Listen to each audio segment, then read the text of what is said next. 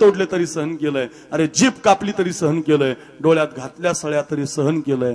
त्रास सहन करावा लागतो रे दादांनो. ऐका माझं, पहिल्या वरानं भरताला गादी मागते कैकई आणि दुसऱ्या वरानं रामाला वनवास मागते. अंगामध्ये वल्कल धारण करतात आणि विश्वाचा मालक 14 वर्षासाठी वनवासात निघून जात. कसा मला टाकून गेला राम. वाजा ठेका पाय, एक टाळ वाजा, एक भाव ऐका, भाव फार सुंदर आहे. कसार मला टाकून गेला राम. फार सुंदर रचना आहे, पंडित भीमसेन जोशींनी गायलेली आहे, फार सुंदर आहे. भावात जा. कसार मला टाकून गेला राम, कसार मला टाकून गेला राम. रामाविन माझ चैन पडेना, रामाविन माझ चैन पडेना. नाही जीवासी आराम, कसार मला टाकून गेला राम, कसार मला टाकून गेला राम. रामाविन जीव व्याकुळ होतो, रामाविन जीव व्याकुळ होतो. सुचत नाही काम, कसा मला टाकून गेला राम, कसार मला टाकून गेला राम, कसार मला टाकून गेला राम. जरा जोरात वाजा, जोरात वाजा. विश्वाचा मालक 14 वर्षासाठी वल्कल अंगामध्ये धारण करून निघून गेला. राम प्रभू निघून गेले. अयोध्या दुःखी झाली, घरावरच्या गोड्या खाली झाल्या, अयोध्या रडायला लागली. ऐका परभणीकर, माझं घरी घेऊन जा एवढं उदाहरण. ज्या दिवशी तुम्ही देवाला देता त्या दिवशी देव तुमच्यासाठी काय करतो ऐका. तुमच्यासाठी धावत येतो, तुमचे संकट बाजूला करतो, तुम्हाला वाटेल ते देतो. कथा फार गोड आहे.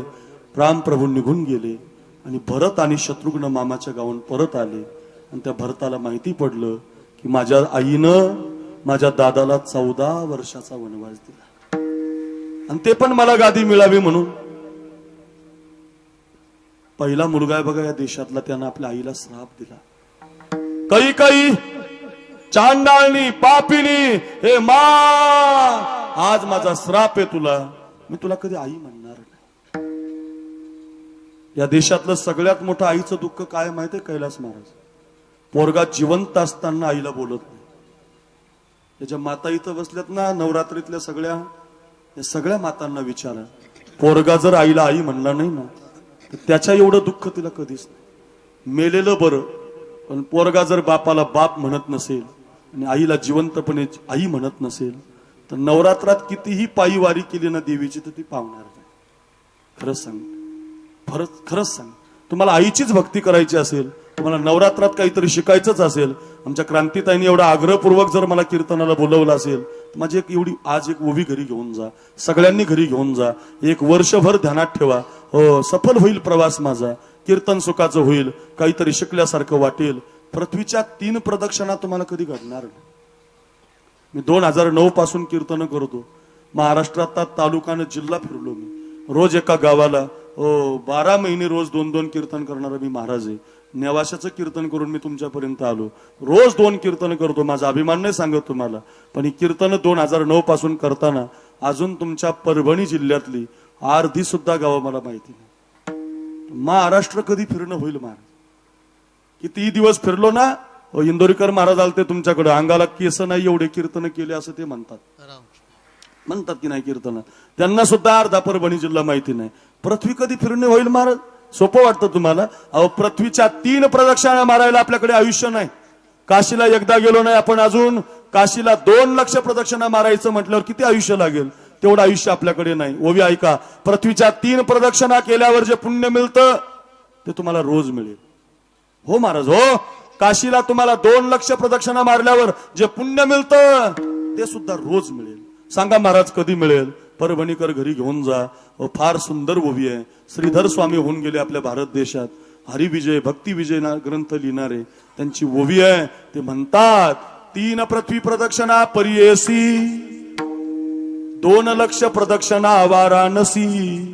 तुम्हाला पृथ्वीच्या 3 प्रदक्षिणा घडतील आणि काशीच्या 2 लक्ष प्रदक्षिणा घडतील. सांगा महाराज कधी घडतील? ऐका, 3 पृथ्वी प्रदक्षिणा परियेसी, 2 लक्ष प्रदक्षिणा वाराणसी. कधी?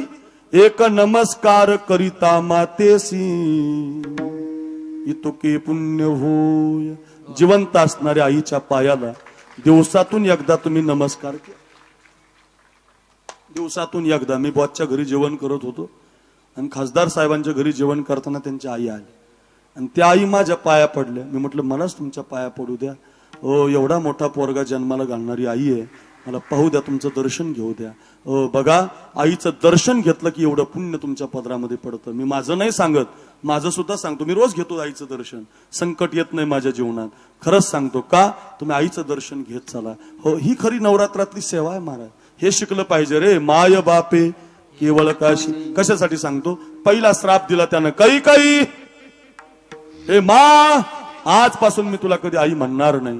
प्रकाशित पडला डोक्यामध्ये महाराज. अंधारच निघून गेला कैकईचा.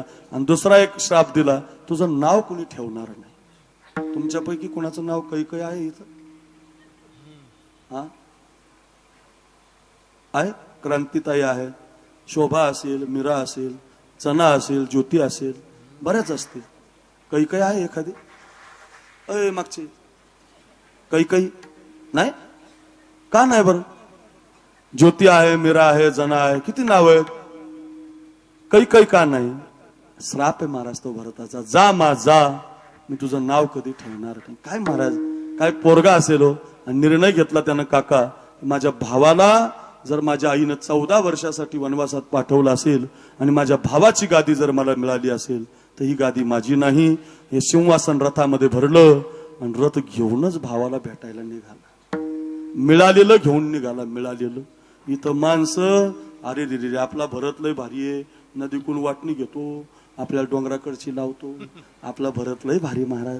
खेड्यातलं वावर त्याच्या नावावर घेतो, आपल्या नावावर लावतो. शहरातली हायवेची जमीन त्याच्या नावावर करून घेतो. पडलेलं घर आपल्या वाट्याला, बंगला त्याच्या वाट्याला. असा नाही महाराज तो भरत. त्या भरतानं काय केलं? मिळालेली गादी सिंहासनामध्ये भरली. बुवा भरत चला रे अपने भैया को मना.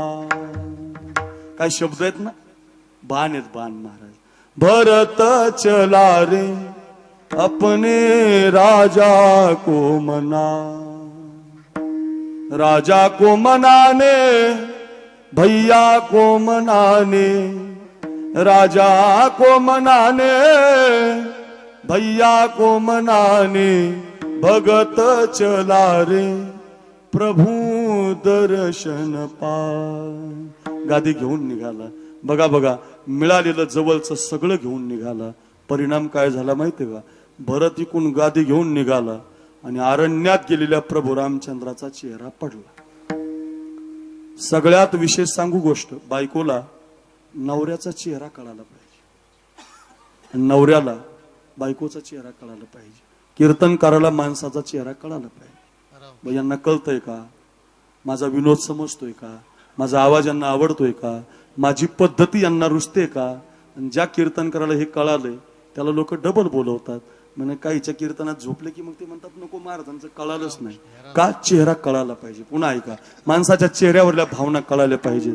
हो, बायको रुसली की नाही कळालं पाहिजे ना, त्यालाच तर संसार म्हणतात ना महाराज.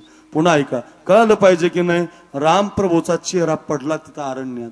आणि ती वनाची जी देवी असते ना, जशी आपली इथं देवी आहे, आज आपण रांगेत दर्शन घेताय, प्रत्येक वनाला एक देवी असते ताई, प्रत्येक वनाला. ती देवी प्रगट झाली त्या चित्रकूटावरली. काका रामायणातला प्रसंग आहे. आणि ती प्रगट झालेली वनदेवी प्रल्हाद महाराज, मोतीराम बाबा, शिवाजी महाराज, कैलास बाबा, उद्धव महाराज, प्रगट झालेली ती देवी रामप्रभूला विचारायला लागली, प्रभू तुमचा चेहरा का सुकला? तुम्ही नाराज का? काही त्रास झालाय का? इथं पर्णकुटी बांधून देऊ का तुम्हाला? झाडाची व्यवस्था करू का प्रभू? इथले काटे बाजूला करू का प्रभू? प्रभू तुम्हाला पाण्याची व्यवस्था करू का प्रभू? सांगा, तुम्ही नाराज का? वनवासात तुम्हाला काही त्रास आहे का? मी या वनाची देवी आहे. प्रभू रामचंद्र म्हणतात, वनदेवी, तुला माझा चेहरा पडलेला कळाला, तुला माझ्याकडे तू आली, तर तुला या अरण्यातली सगळी कामं करता येतात? म्हटले, हो, सगळे करता येत. काही पण काम, हो, अरण्यातलं कुठलंही काम करता येतं का? या वनाची मी देवी आहे, तुम्ही माझे प्रभू आहात. तुम्ही जरी आज प्रारब्धाने इथं आलेले असाल तरी सुद्धा मी मी मी मी तुमची दासी आहे. सांगा प्रभू, काय काम करू?